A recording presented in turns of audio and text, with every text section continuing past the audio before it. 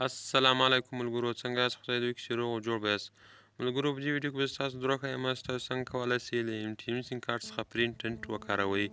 نو ملګرو، تاسو کولی شئ چې په ټول افغانستان کې له انټرنېټ سیم کارت څخه 3 ورځې پري انټرنېټ استعمال کړئ.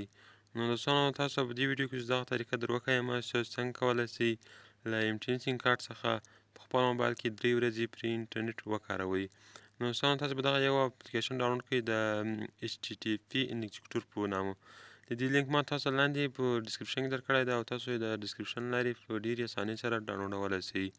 نو کله چې تاسو دغه اپلیکېشن ډاونلوډ کړئ نو بیا به یو فایل ډاونلوډ کړئ. د فایل لینک هم ما تاسو لاندې په ډسکرپشن کې درکړی دی چې هغه هم تاسو په ډېرې اسانۍ سره ډاونلوډولی شئ. خو ډېر دوستان په دې باندې نه پوهېږي چې دا فایل موږ څنګه ښکته کړو، خو دا طریقه هم تاسو په دې ویډیو کې درښیم چې تاسو څنګه کولی شئ فایل ښکته کړئ.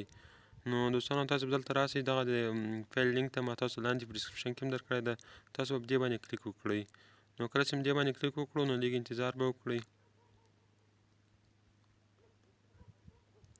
نو دغه د لاندې ډاونلوډ آپشن راغی، د ډاونلوډ آپشن باندې به کلیک وکړئ نو فایل به ډاونلوډ شي، ښکته به شي.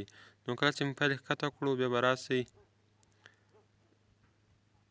انجکټور ته به راسئ او بیا دلته د سر کې دې آپشن باندې کلیک وکړئ او دلته بیا د امپورټ کم بیک باندې کلیک وکړئ او دلته بیا د انټرنل سټوریج باندې کلیک وکړئ.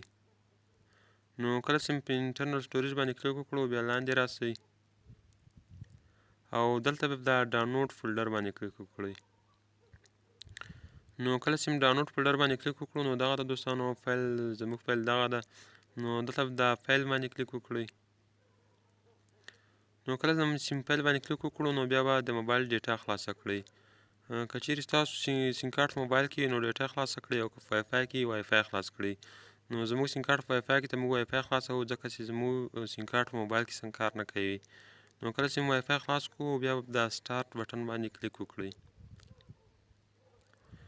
نو کله چې سټارټ بټن باندې کلیک وکړو نو اوس به وی پی این کنکشن سي. نو یو څو وخت اخلي، 1 منټ یا 2 منټه وخت اخلي تر څو وی پی این کنکشن سي. نو کله چې وی پی این کنکشن سي نو بیا به انټرنېټ هم کار شروع کوي. نو دوستانو، تاسو دغه دایره ښکته کړئ، دلته لاندې ګوره کنکټینګ روان ده. نو کله چې دا کنکشن سي، وی پی این کنکشن سي نو بیا به انټرنېټ هم کار شروع کړي. نو دغه دوستانو کنکټډ وی پی این کنکشن سو. اوس موږ ځو ګورئ چې انټرنېټ کار کوي او که نه کوي. نو موږ راځو یوټیوب ته.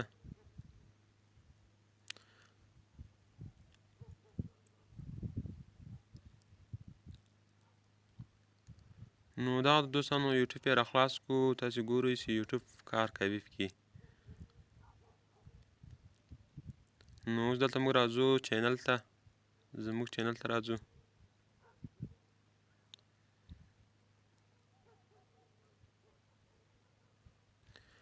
نو دوستانو، تاسو په دغه طریقه سره په خپل موبایل کې له انټرنېټ سیم کارت څخه 3 ورځې پري انټرنېټ استعمالولی شئ.